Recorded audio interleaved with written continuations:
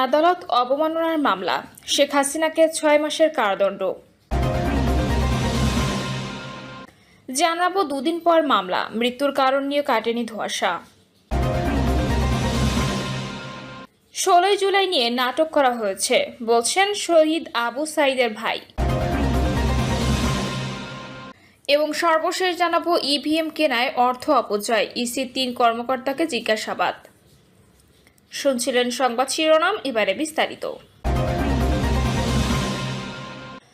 আদালত অবমাননার মামলা, শেখ হাসিনাকে ৬ মাসের কারাদণ্ড।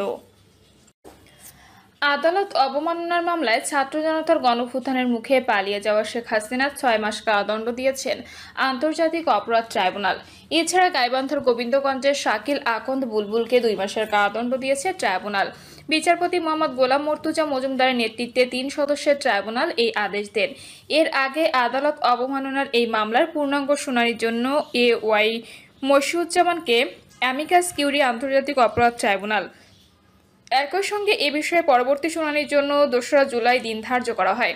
আইন অনুযায়ী এ ধরনের মামলার কোনো পক্ষের জন্য সরকারি খরচে আইনজীবী নিয়োগের বিধান না থাকলেও ন্যায় বিচারের স্বার্থে শেখ হাসিনার পক্ষে এক আইনজীবী নিয়োগ দেন আদালত। অ্যামিকাস কিউরি নিয়োগের পর প্রসিকিউটর গাজী এইচ তামিম সাংবাদিকদের বলেন, ক্ষমতাচ্যুত প্রধানমন্ত্রী শেখ হাসিনা ও নিষিদ্ধ সংগঠন ছাত্রলীগ নেতা শাকিল আলম বুলবুলের বিরুদ্ধে আদালত অবমাননার অভিযোগের শুনানিতে একজন অ্যামিকাস কিউরি নিয়োগ দিয়েছেন আন্তর্জাতিক অপরাধ ট্রাইব্যুনাল। পত্রিকায় বিজ্ঞপ্তি দেওয়ার পরও শেখ হাসিনা ও অপর অভিযুক্ত হাজির না হওয়ায় প্রেক্ষাপটে বিচারের স্বচ্ছতার স্বার্থে অ্যামিকাস কিউরি হিসেবে সুপ্রিম কোর্টের সিনিয়র আইনজীবী ওয়াই মশিউজ্জামানের অভিমত ট্রাইব্যুনাল শুনবেন বলে জানান প্রসিকিউটর গাজী এইচ তামিম। দুদিন পর মামলা, মৃত্যুর কারণ নিয়ে কাটেনি ধোঁয়াশা। রাজধানীর মগবাজারের একটি আবাসিক হোটেলে স্ত্রী সন্তান সহ প্রবাসী মনির হোসেনের মৃত্যুর কারণ নিয়ে ধোঁয়াশা কাটছে না। খাবারে বিষক্রিয়ায় তাদের মৃত্যু হতে পারে, পুলিশ এমন ধারণা করলেও চূড়ান্ত সিদ্ধান্তে পৌঁছাতে পারছেন না। মনির হোসেনের ঢাকার কেরানীগঞ্জের বাড়ির কেয়ারটেকার রফিকুল ইসলামকে সন্দেহভাজন হিসেবে গ্রেপ্তার করলেও তার সম্পৃক্ততার এখনও কোনো প্রমাণ মেলেনি। এমন প্রেক্ষাপটে গতকাল পুলিশ তাকে আরও জিজ্ঞাসাবাদের জন্য আদালতে উপস্থাপন করে রিমান্ড আবেদন করে।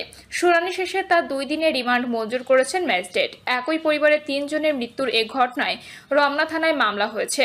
নিহতের ভাই নুরুল আমিন মামলাটি করেছেন। এর তদন্ত সংশ্লিষ্টরা বলছেন, খাদ্যে বিষক্রিয়ার মৃত্যু হয়েছে এমনটি ধারণা করা হচ্ছে, কিন্তু কিভাবে, কে, কখন তা করেছে সেটা এখনও জানা যায়নি। জমিজমা সংক্রান্ত বিষয় নিয়ে কেউ করিয়েছে কিনা তাও সন্দেহ করা হচ্ছে।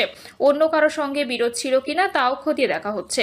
রমনা থানার ভারপ্রাপ্ত কর্মকর্তা গোলাম ফারুক বলেন, মনির হোসেনের স্ত্রী ও সন্তানের জন্য মগবাজারের একটি হোটেল থেকে খাবার নিয়ে এসেছিলেন তাদের কেয়ারটেকার রফিকুল ইসলাম। আর মনির ও রফিক নিজেরা গিয়ে একই হোটেলে খেয়েছেন। এই হোটেলের খাবারে কোনো সমস্যা ছিল কিনা তার প্রমাণ পাওয়া যায়নি। হোটেলটিতে আরও অনেক মানুষ সেদিন খেয়েছে, কেউ কোনো ধরনের অভিযোগ করেনি। এই পুলিশ কর্মকর্তা আরও বলেন, সম্পদের লোভে কেয়ারটেকার খাবারে কিছু মিশিয়েছে কিনা সেটা আমরা তদন্ত করছি। তাকে অধিকতর জিজ্ঞাসাবাদের জন্য রিমান্ডে আনা হয়েছে। এছাড়া ফরেনসিক রিপোর্ট না আসা পর্যন্ত মৃত্যুর প্রকৃত কারণ বলা যাচ্ছে না, তবে আমরা সম্ভাব্য সব বিষয় গুরুত্ব সহকারে খতিয়ে দেখছি। গ্রেপ্তার রফিকুল ইসলাম নিহত মনির হোসেনের চাচাতো চাচা। তিনি কেরানীগঞ্জের মনির হোসেনের 2টি বাড়ির দেখভাল করেন। গতকাল 7 দিনের রিমান্ড আবেদন করে তাকে আদালতে উপস্থাপন করেন রমনা থানার এসআই মোহাম্মদ জালাল উদ্দিন। শুনানি শেষে ঢাকার মহানগর হাকিম মাহবুব আলম তাকে 2 দিনের রিমান্ডে নেওয়ার অনুমতি দেন। শুনানিতে বিচারক রফিকুল ইসলামের বক্তব্য শুনতে চান। তখন রফিকুল ইসলাম বলেন, পুলিশ যা বলছে এর অতিরিক্ত আমি জানি না। তিনি আদালতে জানান, মনির হোসেন 2টি বাড়ি কেনেন কেরানীগঞ্জে। এর মধ্যে একটা 2012 সালে, আরেকটা 2014 সালে। 2016 সাল থেকে বাড়ি দুটি দেখাশোনা করছেন তিনি। গ্রামের বাড়িতে তার মেয়ে ও মেয়ের স্বামী থাকে। মনির হোসেনের স্ত্রী সন্তানের জন্য কোথা থেকে খাবার নেন জানতে চাইলে রফিকুল ইসলাম বলেন, মগবাজারের ভর্তা ভাত হোটেল থেকে। মনির বলে, খাবার নিতে 1 বক্স ভাত, মুরগির রেজালা, আলু ভর্তা আর শুটকি ভর্তা নিই। মনিরের স্ত্রী শুটকি পছন্দ করে, এজন্য শুটকি নিতে বলে। ওরা খাওয়ার পর আমি আর মনির ওই হোটেলের নান, শিক কাবাব আর ফালুদা খাই। রফিকুল আরও জানান, বাড়ির নাম পরিবর্তনের জন্য 1,40,000 টাকা প্রয়োজন ছিল। এর জন্য তাকে 1 লাখ টাকা দেন মনির। বাকি 40,000 ভাড়ার টাকা থেকে ম্যানেজ করে নিতে বলেন। রফিকুল আদালতে দাবি করেন, জায়গা বা সম্পত্তি নিয়ে তাদের ভেতর কোনো দ্বন্দ্ব নেই। শুনানি শেষে তাকে 2 দিনের রিমান্ডে নেওয়ার অনুমতি দেন বিচারক। গতকাল রমনা থানায় জিজ্ঞাসাবাদের এক পর্যায়ে রফিকুলকে গ্রেপ্তার দেখায় পুলিশ। এর আগে মগবাজারের আবাসিক হোটেল সুইট স্লিপ থেকে 8 দিন হাসপাতালে নেওয়া হলে সৌদি প্রবাসী মনির হোসেন, তার স্ত্রী নাসরিন আক্তার স্বপ্না ও তাদের সন্তান আরাফাতকে মৃত ঘোষণা করেন চিকিৎসকরা। তাদের বাড়ি লক্ষ্মীপুরের রামগঞ্জ উপজেলার ভোলাকোট ইউনিয়নের দেহলা গ্রামে। এ ঘটনায় 2 দিন পর গতকাল রমনা থানার মামলা করেন ওই প্রবাসীর ভাই নুরুল আমিন। তিনি মামলার এজাহারে বলেন, কোরবানির ঈদে মনির হোসেন গ্রামে আসেন। প্রবাসে থাকা অবস্থায় মনির তাদের চাচাতো চাচা রফিকুল ইসলামের মাধ্যমে ঢাকা সহ গ্রামের বিভিন্ন জায়গায় জমিজমা ও বাড়ি কেনেন। চাচা রফিকুলই সেসব দেখভাল করছিলেন। এজাহারে আরও বলা হয়, মনির দেশে আসার পর জমিজমা ও টাকা পয়সার হিসাব নিয়ে রফিকুলের সঙ্গে বিরোধ দেখা দেয়। এর মধ্যে 28শে জুন মনির ছেলের চিকিৎসার জন্য স্ত্রী সহ ঢাকায় আসেন। তারা সহ ঢাকায় অবস্থান করা চাচা রফিকুল ইসলাম নিউ স্কাটন রোডের এসপিআরসি হাসপাতালে যান। ওই দিন চিকিৎসকের সূচি না পেয়ে মনির স্ত্রীর সন্তানকে নিয়ে মগবাজারে সুইট স্লিপ হোটেলে ওঠেন। বিকালে পাশের ভর্তাবাদ হোটেলে গিয়ে খাবার খান মনির ও রফিকুল ইসলাম। সন্ধ্যা 6:30টার দিকে মনিরের স্ত্রী ও সন্তানের জন্য খাবার নিয়ে হোটেল কক্ষে যান রফিকুল। এরপর রফিকুল তার বাসায় চলে যান। মামলায় বলা হয়েছে, চাচা রফিকুলের আনা খাবার মনির ও তার পরিবার খেয়ে রাতে ঘুমিয়ে পড়েন। পরে তারা বমি করতে থাকেন। তাদের 8 দিন হাসপাতালে নেওয়া হলে চিকিৎসক মৃত ঘোষণা করেন। এজাহারে মৃত মনিরের ভাই নুরুল আমিন অভিযোগ করে বলেন, আত্মীয়স্বজনের কাছে শুনে আমার ধারণা হয় যে আমার ভাইয়ের সম্পত্তি আত্মসাৎ করার জন্য অজ্ঞাত ব্যক্তি বা ব্যক্তিরা পরিকল্পনা করে খাবারে বিষ মিশিয়ে অথবা অন্য উপায়ে তাদের হত্যা করেছে। 16 জুলাই নিয়ে নাটক করা হয়েছে, বলছেন শহীদ আবু সাইদের ভাই।